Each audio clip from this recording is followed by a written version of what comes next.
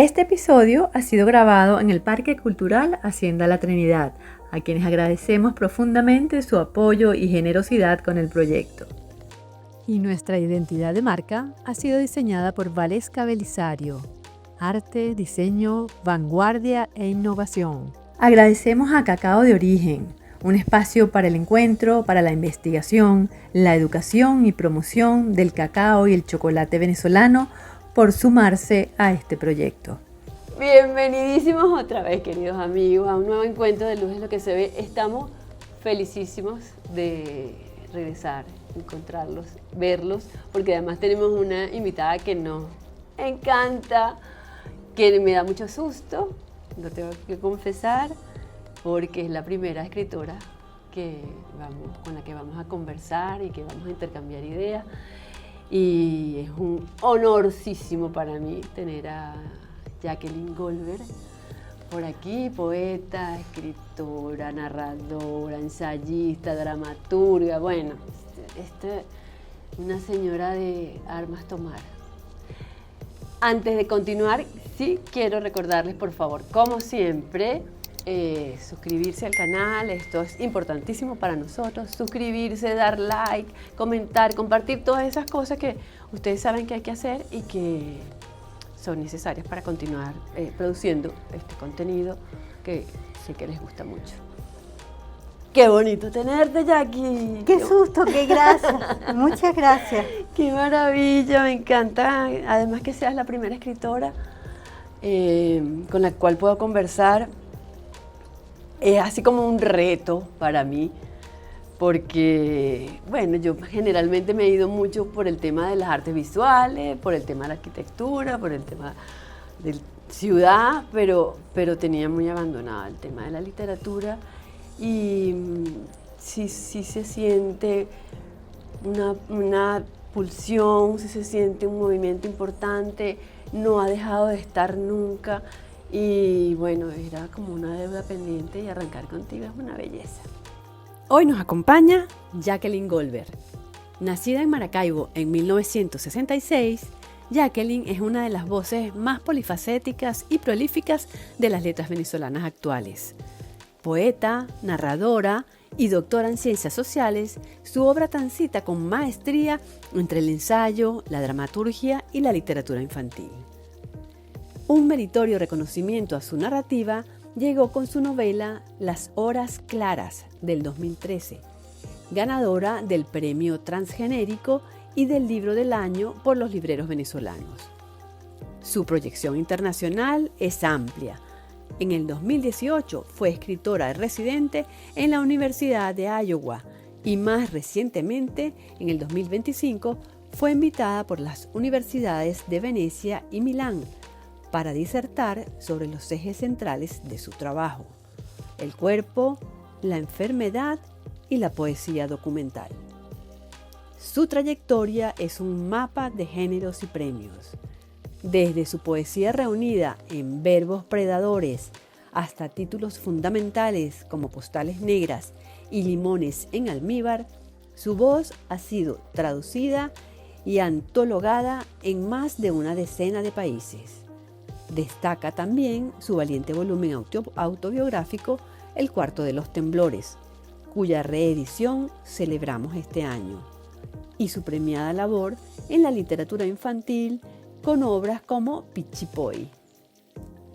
Ganadora de las bienales Mariano Picón Salas y Roberto Guevara, Jacqueline Goldberg nos acompaña hoy para conversar sobre un universo creativo donde la palabra es, a la vez, refugio y examen de la condición humana. Yo soy Inés Espinal y esto es un nuevo encuentro de Luz es lo que se ve. Empezaste a estudiar economía, me parece, no sé cómo se te ocurrió. Después te fuiste por letras y además te especializaste también en comunicación social, ¿no? O sea, la verdad es que lo laboral te fue llevando a la comunicación social. Pero si no leí mal, tu primera experiencia laboral fue en los inicios del Museo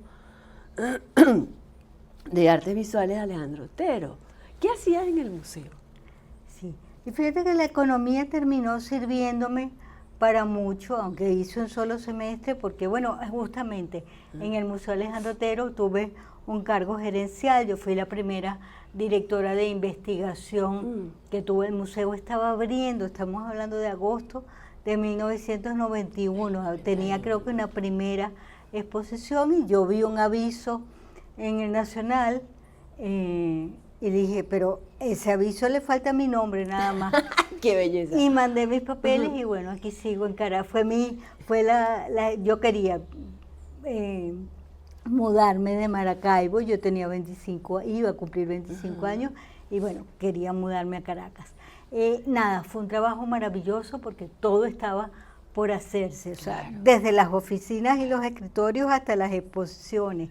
Entonces, bueno, fue coordinar un proyecto de investigación que abarcara a Alejandro Otero y las exposiciones que venían. Era un tiempo de catálogos que costaba mucho hacerlo, todavía se pegaban papelitos, los diseñadores de hoy a lo mejor ya ni saben de eso, pero nada, fue un trabajo maravilloso y tanto en investigación, pero sobre todo en publicaciones. Fue lo que más hice ahí. Qué bueno, porque fíjate que leyendo esto y leyendo un poco acerca de todo tu trabajo, mi cabeza, que está muy vinculada a las artes visuales, como te lo decía al principio, inmediatamente pensó en ti, en tu trabajo y en tu condición y en todo lo que has escrito en una persona, en un artista visual performancista. O sea, para mí, yo te asocié inmediatamente con una artista que hace performance. Porque tu obra habla mucho del cuerpo, o sea, tu obra es extensión de tu cuerpo siempre. Y me parece maravilloso. Entonces yo pensé, leyéndote en Reverón, en Pedro Terán, obvio, son tantos artistas que utilizan su cuerpo como extensión de su obra. Y eso para mí, o sea, yo te asocié inmediatamente, dije, oye, pero Jackie es una performancista realmente. Porque, claro, ella no muestra su cuerpo visualmente, pero nos lo hace imaginar con todo lo que escribe a través de él y de ese temblor que te antecede, como dice en ese libro del Cuarto de los Temblores, que es una de las primeras frases, el temblor me antecede. Y me parece hermosísimo. En la literatura el cuerpo queda además evidenciado e imborrable. Quizás el artista plástico, el bailarín, son artes. En el bailarín lo ves, pero luego se vuelve efímero el evento, desaparece. Y cómo trabajó el artista plástico en el cuerpo, en la obra, también es algo que te toca un poco imaginar, pero en la poesía eso queda dicho, ¿no? Y a veces de una manera tan explícita que resulta que sonroja, ¿no? A veces me digo, pero ¿qué sentido tiene exponerme así? Es algo que todo el tiempo me estoy preguntando y que me ruboriza, ¿no? Porque además tampoco quiero que se genere una visión, digamos, ni de lástima, ni de que genera la discapacidad. Me ha costado mucho además asumir, decirlo, que lo que yo he tenido toda mi vida es una discapacidad, es una enfermedad, un síndrome que tiene nombre y apellido. Lo que pasa es que por mucho tiempo yo tuve una actitud muy aupada por la familia, como además tenía que ser de tú puedes, dale, no importa que se te caiga, y por supuesto que agradezco muchísimo eso. Pero bueno, nada, me interesa escribir sobre eso porque creo que las cosas hay que llamarlas por su nombre, hay que decirlas. Me interesa además mucho el tema de que un médico pueda leer eso. Tenemos para 3 programas para hablar, si quieres, sobre médicos, porque la idea que tienen los médicos sobre el cuerpo es muy distinta a lo que les dice el paciente y no siempre les interesa. Y entonces la literatura, lo que se llama la medicina narrativa, que es justamente los aportes de los pacientes que están en la literatura. Eso es un gran tema. Sí, fíjate que incluso es muy interesante porque, bueno, hablando contigo me acuerdo de Yves Klein, ¿no? Que pintaba de azul las modelos y las hacía pegarse a los lienzos y quedaban ese rastro y esa huella que deja el cuerpo al moverse, ¿no? Y es ese rastro y esa huella que deja tu cuerpo en tu escritura y en lo que describe. Y es increíble porque además cuando se habla de la obra de un artista siempre se le llama el cuerpo de trabajo, ¿no? Claro. Entonces me parece preciosa ese hilo conductor entre tu cuerpo, esa condición. Tú le dices discapacidad o has aprendido a entender que es una discapacidad, pero me parece precioso. O sea, no sé, eso para leerlo es como muy poético, sin duda, ¿no? Aunque quizá tú me dices, bueno, viví conmigo, viví conmigo, ¿no?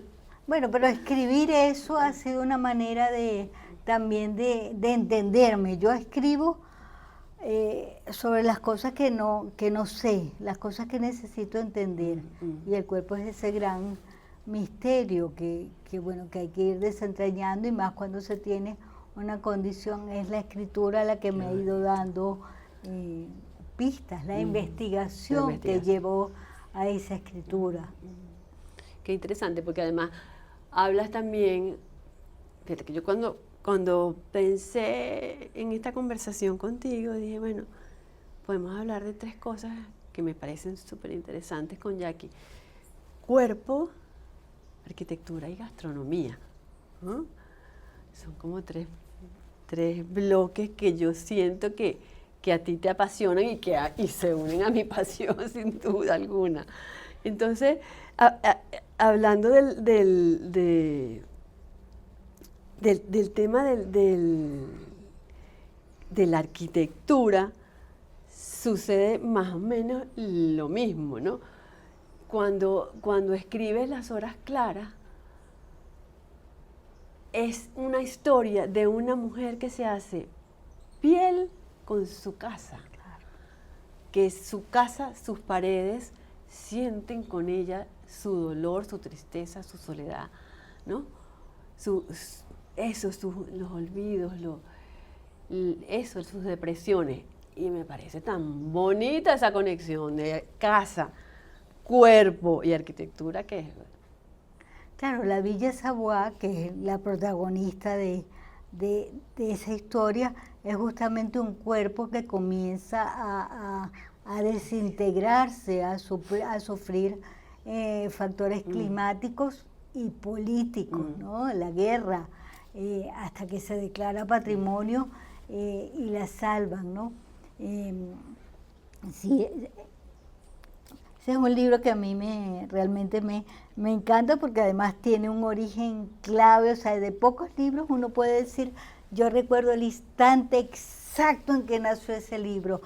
¿Cuál fue? Este sí lo recuerdo. Claro, y esto lo he contado y sí me encanta contarlo, y se lo debo a que mi esposo, Hernán Zamora, es arquitecto. Entonces, en un viaje a París en el año 2004, él, como todo arquitecto, tenía que peregrinar a la Villa Savoy, claro, pero el tipo pasó 1 hora, 2 horas dibujando, y llegaron 3 y fuimos a almorzar, y todavía se devolvió. Mis primos nos dejaron botados, nos dijeron, cojan un tren y nosotros nos vamos. Y bueno, entonces yo volví a dar una vuelta, y cuando yo vi una cartica de la señora Savoy armándole un lío a Le Corbusier, porque la casa, bueno, le estaba entrando agua básicamente. Yo dije, esta es la historia, no Le Corbusier, que además en estos últimos años ha estado en fin, hay todo un movimiento que en algún momento lo va a cancelar. ciertamente. No nos metamos con eso, pero yo dije la gran protagonista es ella, porque además es muy raro una casa encargada por una mujer, sobre todo estamos hablando de 1929. Bueno, de hecho, Entonces, hace un diálogo donde se siente que él tiene como un cierto desprecio a esa conversación con ella, ¿no? O sea, como que, ¿usted quién es como para que me mande a hacer una casa? O sea, ¿cuáles son sus instrucciones? Porque como un rechazo de Le Corbusier ahí a que la cliente sea una mujer, ¿no? sí, bueno, una Ujú, misoginia toma ajá. típica de esa época y más de ese mundo de encargar las casas. Siempre hay un hombre, ha habido un hombre detrás. Aquí lo había, pero pagando. Ella sabía que era lo que quería y yo sentí que esa era justamente la historia, una mujer de avanzada que manejaba, que tenía una idea, que además buscó a un arquitecto que estaba en su apogeo y que le iba a responder con esas pautas de modernidad que ella necesitaba. Claro, y hay una frase muy linda que describe lo que quiere una casa con mucha luz, una casa abierta, donde el verde entre, que no sea ni moderna ni antigua. Esa definición es perfecta para que le hubiese encantado a Le Corbusier, ¿no? Claro. Porque era justo los preceptos de Le Corbusier en ese momento, ¿no? Claro, ese libro tiene cosas, digamos, de la investigación y de las cartas, porque eso fue otra cosa maravillosa. Yo llegué a Caracas y yo dije, ese es el libro que quiero empezar a escribir. Estamos hablando de 2004, se nos olvida. Internet era otra cosa. La digitalización que tenemos hoy en día de una cantidad de documentos y de libros no existía, pero yo escribí y al día siguiente yo tenía las cartas de esa señora en mi correo. Fue al día siguiente, que después yo lo contaba y no me lo podían creer. Entonces, ya no tengo excusa. Pero qué belleza. Este es el libro, una maravilla, la Fundación Le Corbusier.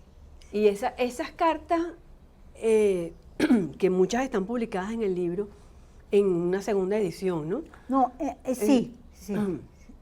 Porque No, esa que tenemos aquí, vamos a ver. No, en la primera estaban, y en esta Y se en pusieron esta algunas, nada más, ok. por un tema de longitud del libro. Obvio, en esta segunda, hay unas cosas bellísimas.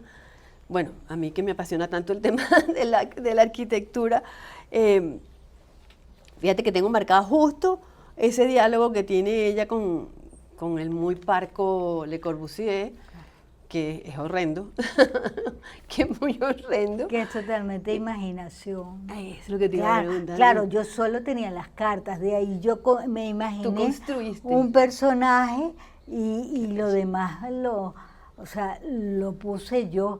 De hecho, con los años, de vez en cuando me da un susto, sabes, que aparezca un familiar, que haya una biografía de ella, sabes, claro. Está clarísimo que mi libro es ficción, pero ese susto está ahí todavía, siempre. Hace unos años salió un libro sobre Le Corbusier, sobre la Villa Savoie propiamente, y tiene un prólogo del nieto. Yo decía, es que este hombre puede revelar cosas que yo inventé y, ¿sabes? Bueno, no me hubiera gustado que se me cayera mi ucronía. No. Pero bueno, no, este prólogo no dice nada que me preocupara. Y lo interesante es que ese libro se ha convertido como en un libro de culto de los arquitectos también, ¿no? O sea, él ha navegado solito por varios ríos y ha tenido ha llegado a buenos puertos, ¿no? Sí, ya que lo dices, esa en realidad es la tercera edición, porque la primera salió cuando ganó el premio de la Fundación para la Cultura Urbana. Después se publicó en México, en la Universidad de Monterrey, y esta la saca la Universidad Católica, la edición, AB Ediciones, y además me encanta que está siendo publicada en universidades, ¿no? Porque sí, creo que en realidad he tenido preciosos lectores de todos lados, pero sí, o sea, que los arquitectos me digan que eso les interesa, porque pudiera parecerles una bobería, una anécdota, porque frente a esa casa de la que se ha dicho tanto, tantísimo, bueno, salir con una historia de ficción quizá, pero no, realmente ha sido encantador. Sí, de hecho, yo recuerdo haberte escuchado en una charla, oye, que se dio, que era de arquitectura, en una casa en Altamira. Sí, claro, en una galería, sí, no, ahora no me voy a acordar el nombre, tampoco pero me acuerdo, pero sí, ahí sí, casi y eso todos estaban todos arquitectos, y estaban todos fascinados con la historia. No, y ahí pasaron cosas muy bonitas, como que el libro estaba agotado, se agotó pronto, eso es un milagro en este país, qué maravilla. Son solo 1000 ejemplares para quien nos oiga de otro lado, donde lo normal son 5 o 10.000. Ahí llegó gente a que le firmara el libro, publicado en el 2014, belleza, ¿no? Qué belleza, pero qué bonito. Sí. ¿Qué se siente ahora que hablas del tema de que llega alguien con un libro publicado hace mucho tiempo y tiene la oportunidad de verte y de ver a su autora y te dice, por favor, fírmame? ¿Qué se siente ahí? Es muy bonito, es algo que siempre agradezco porque siento que se hace desde el corazón. Yo no soy de esos escritores que porque el libro esté firmado están pensando que después lo van a vender más caro. Siento que lo hacen de manera muy sí, con afecto. De hecho, cuando este libro estaba apenas discutiéndose en la UCAP si iba a salir o no, yo estaba en un evento, recuerdo, y se apareció, un evento que no era mío, no sé ni por qué apareció, no, como que sí era mío, creo, pero era otra cosa. Y se apareció una muchacha muy linda con la edición original, que ella la tenía y que quería que se la firmara. Y además sentí que era como una señal. Yo dije, bueno, voy a fastidiar más en la UCAP porque este libro debería volver a salir. Y continuando con el tema de la arquitectura, también, bueno, muchas veces tocas el tema de las casas, de lo que es el espacio con relación a ti, y en Mata de Nervios también, bueno, primero hablas de Maracaibo, que pocas veces hablas de Maracaibo, pero hablas también de la casa, ¿no? De la casa de la abuela, de tu abuelo. Y de la mía. Y de la tuya. De la mía, que además vi construir, o sea, ahí está esa historia que mi papá, un día que yo no quería ir al colegio, mi papá, fíjate lo importante que fue en mi familia la idea de la casa, que mi papá pensó que podía consolarme llevándome a ver cómo estaba ese apartamento en obras. Todavía me huele creo que fue la primera vez en mi vida que yo olí la cal, la construcción, el cemento, la pintura. Sí, es muy Igualito me llevó al colegio después, ¿no? Pero realmente eso me aquietó. Es muy lindo porque hay una frase que dice, la casa, esa casa, voy a leerla para citarte textualmente, una casa que se convirtió en todas las que fuimos. Y esa frase me encanta porque volvemos otra vez a lo que era Villa Zaguá, ¿no? Que es una casa que se convierte en cuerpo, ¿no? Y que te moldea, además. Además, verla construirse y luego crecer con ella tiene algo muy especial. La gente recuerda casas de los abuelos, yo también, por supuesto, pero ese apartamento además al que tengo la fortuna a la edad que tengo de volver y duermo en la misma habitación en la que dormí desde mis 6 años hasta que me fui de Maracaibo. O sea, y el cuarto está igualito. Bueno, no es un santuario, pero es el cuarto. Todavía hay libros que dejé, que no me quise traer, o sea, es el cuarto. Entonces, no quiero imaginarme lo que va a pasar cuando ya yo no tenga esa posibilidad. Para mí es tan natural esta edad, volver a mi cuarto de infancia. ¿Qué es eso? Pero que eso es una experiencia que pocos podemos tener. Lo sé. Pero muy pocos, incluso que nos hemos negado a tener, porque hablo en primera persona, yo me hiciste acordar que mis hijas siempre me reclaman, me dicen, mamá, es que nosotros no tenemos historia, porque tú todo lo has botado, ¿no? Entonces, y eso se refiere a todas las manualidades, a las cositas, a las carticas, a las cosas. Y ¿qué hago con esto? Voy botando, o sea, ya mis hijas son unas mujeres, ya yo tengo nietas, pero me sucede, ¿no? Que la manualidad hecha con los palitos y la cosita y las paleticas. Qué bella, mi amor, te quiero mucho, te amo, no sé qué, la guardia a las 2 semanas, no me gusta esa vaina, porque ya yo no quiero más peroles. Y ellas me reclaman, ¿no? Imagínate tener una casa donde puedas volver y el olor, eso que acabas de decir, el olor. ¿No? De hecho, ahí sigo teniendo cosas que cada viaje digo, porque yo no me he llevado los álbumes de fotos, por ejemplo, para que a veces quiero una foto y digo, ay, eso está en Maracaibo, me los voy a traer y no termino trayéndomelos porque es como sentir que ahí queda todavía. Que pertenecen a ese lugar. Sí, hay cajas con cartas, con cosas que yo debería tener aquí en mi casa, ¿no? Pero porque hay esa naturalidad de saber, produce una serenidad pensar que eso está ahí en su lugar. Sabes que no he tenido todavía necesidad de ese terremoto que implica romper con tu ciudad natal, con la casa de tu infancia, con tus cosas. Bueno, ahí en el closet allá arriba andan unas Barbie, no las he vuelto a ver, pero saber que están ahí tiene significado. Igual seguramente después las voy a botar, porque además son unas Barbies históricas de hace... son Barbie de colección. Claro, pero yo creo que yo les lavaba el pelo, o sea, deben estar vueltas un desastre, no creo que ya sean de colección. Claro, y que pertenecen a ese lugar, además. ¿Sabes qué? A mí me costó creer que tú eras maracucha.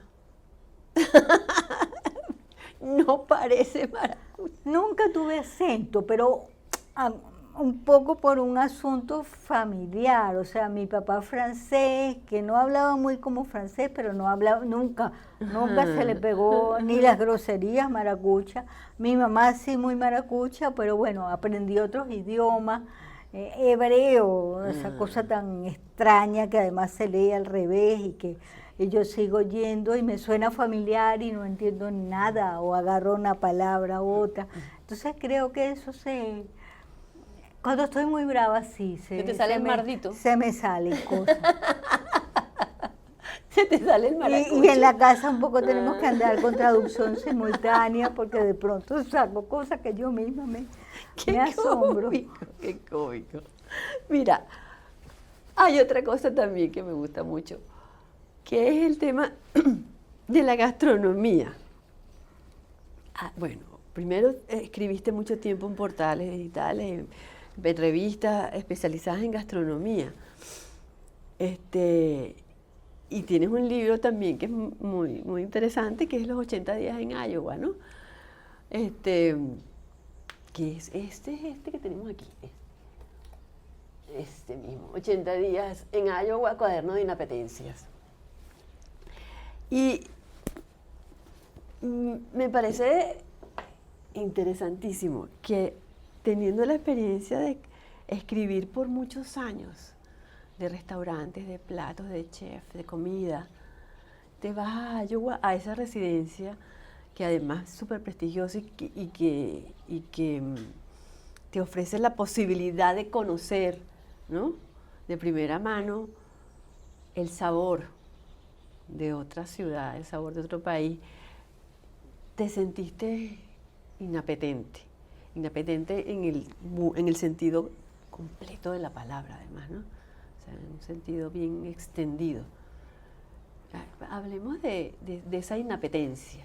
Claro, es importante que recordemos, eso fue en 2018, es decir, veníamos de una historia nuestra con anaqueles vacíos.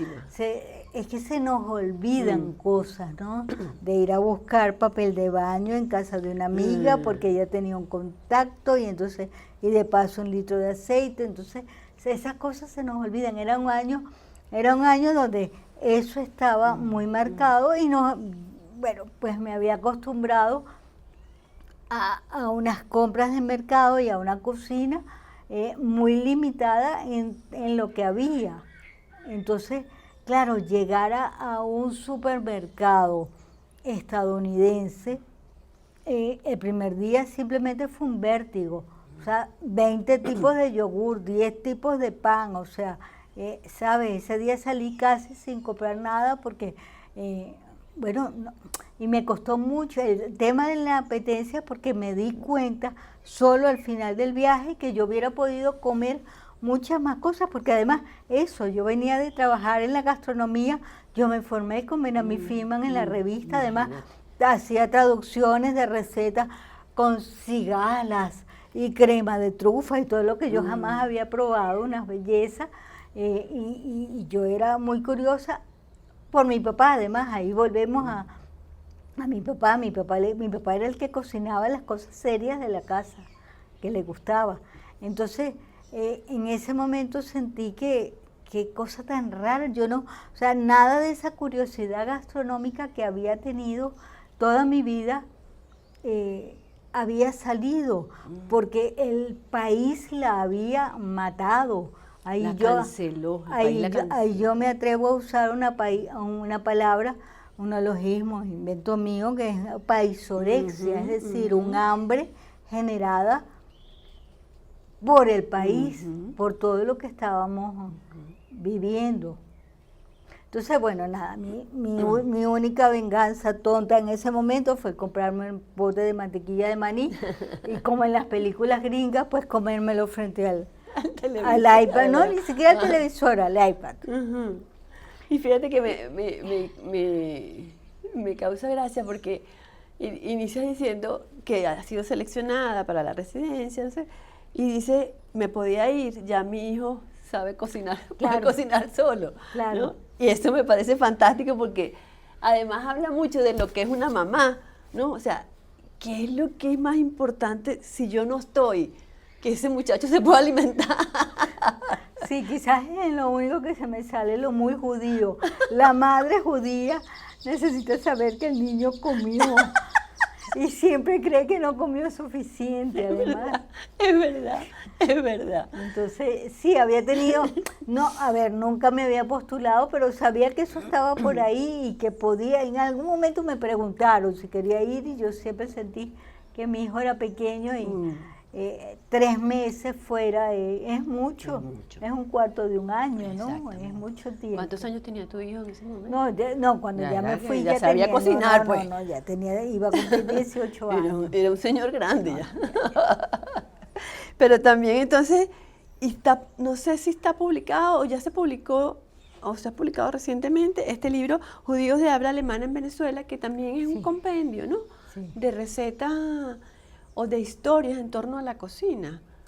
No, es un libro sobre, digamos, que revisa todo lo que ha sido la trayectoria de los judíos de habla alemana, es decir, hay austríacos y alemanes, y yo me encargué de un capítulo institucional y luego del de la gastronomía, porque claro, era mi tema natural. Y ahí hay unos hallazgos muy lindos que no estaban por ningún lado. Todo el mundo hablaba de la mítica fuente de soda del centro médico. Bueno, hablé con una hija, ahí está la historia. La Savoy, había un enredo muy grande de quienes habían sido los fundadores de la Savoy. Bueno, eran unos judíos alemanes. Ahí también está, que ese texto está publicado en la web, en el libro, pero está en la web. Con Bien Me Sabe. Jackie, publicaste, yo creo que tu primera publicación, estabas muy jovencita, tenías como 17 años, 18. Exactamente. Sí, ¿no? Sí. ¿Qué cambió de esa jovencita que escribió en ese momento a la Jackie que tengo aquí ahorita?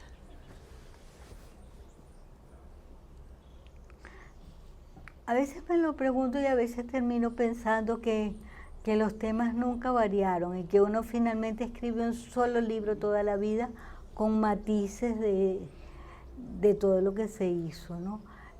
Pero bueno, claro, varió Yo tenía un hambre de mundo, de lenguaje, de salir de mi ciudad, de ver otras cosas, Y bueno, hoy creo que tengo esa serenidad. Igual siempre quiero más y te puedo hacer una lista inmensa de lugares a los que quisiera ir.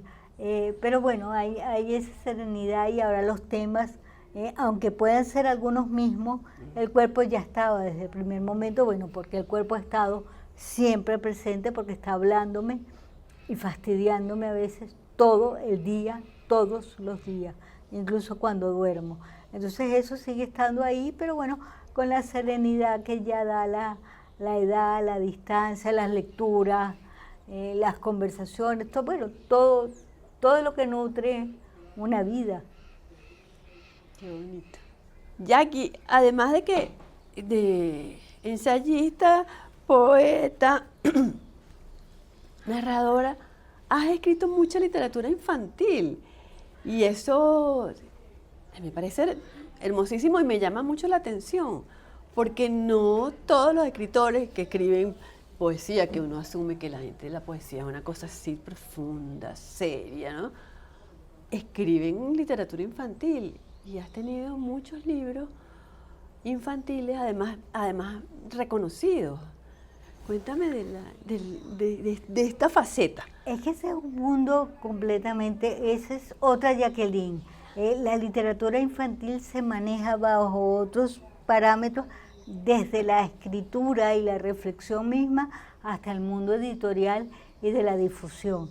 Y te puedo decir que son los libros que más satisfacción me han dado. Antes dije que había sido El cuarto de los temblores, pero no, realmente son los libros para niños porque, bueno, primero que la escritura me saca de todo lo que pueda estar haciendo y a la vez hay que tomar, o sea, no es una escritura tan libre, como empieza siendo libre y luego tiene recortes porque tienes que pensar, esto es potable para un niño, esto se va a aceptar, y bueno, y luego viene el proceso editorial que además me ha enseñado como nada en esta vida a tener algo que no tengo, que es paciencia.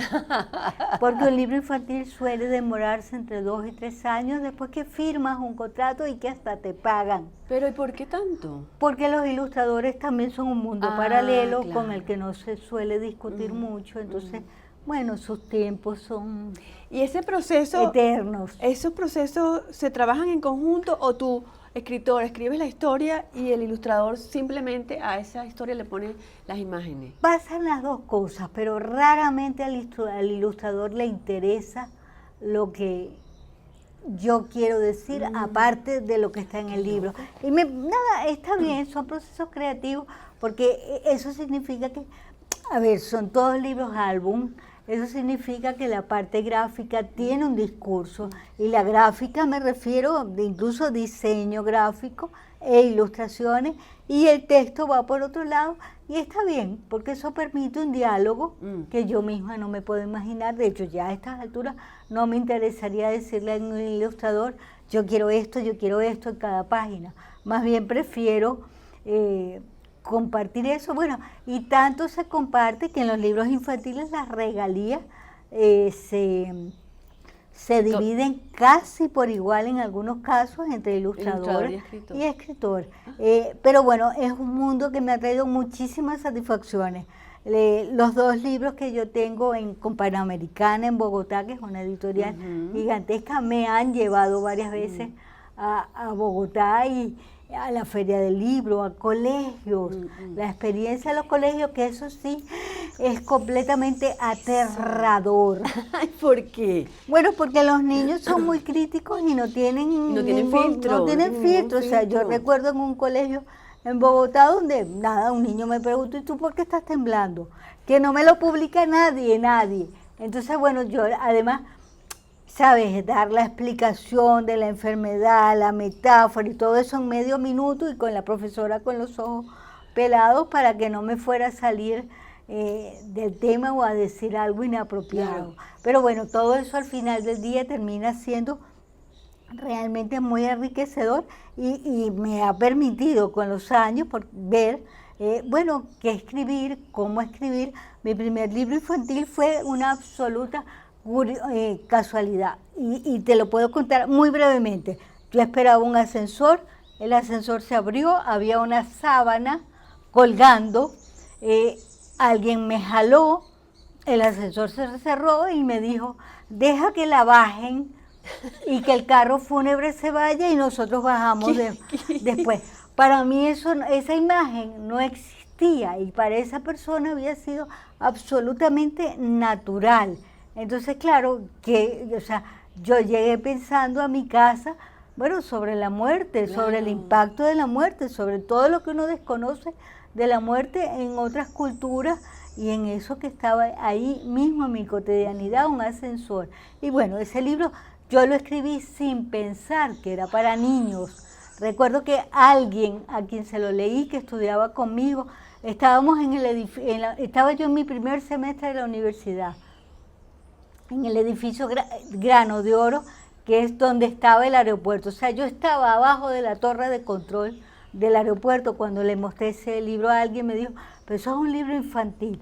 Y bueno, por ahí apareció Monte Ávila y apareció El Camino, y bueno, Oye, pero y qué ya bueno. hubo conciencia de que yo quería seguir escribiendo así. Y me pregunto ahora con este tema de la cosa digital, las tabletas, los teléfonos, los niños están leyendo, o sea, más que los niños, los papás, porque eso es una responsabilidad de los papás llevar a los niños a la lectura, sin duda, me parece, ¿no? Mira, Están leyendo, o sea, sí están leyendo y suelo decirle a mis amigas editoras que no me hacen caso, que esos son los únicos libros que se venden. Esté como esté el mundo, el país, los libros infantiles son los únicos que realmente se venden, porque bueno, las edades pasan muy rápido y los padres siempre quieren darle la mayor cantidad de oportunidades de lectura a los niños, y no uno, sino dos, sino tres libros, o sea, los que se puedan, ¿no? Entonces, y eso lo siento yo, son los únicos libros que a mí me han llamado para pagarme unas regalías.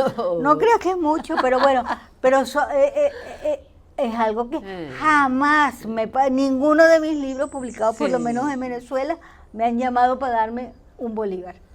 Mira. Entonces, ¿sabes?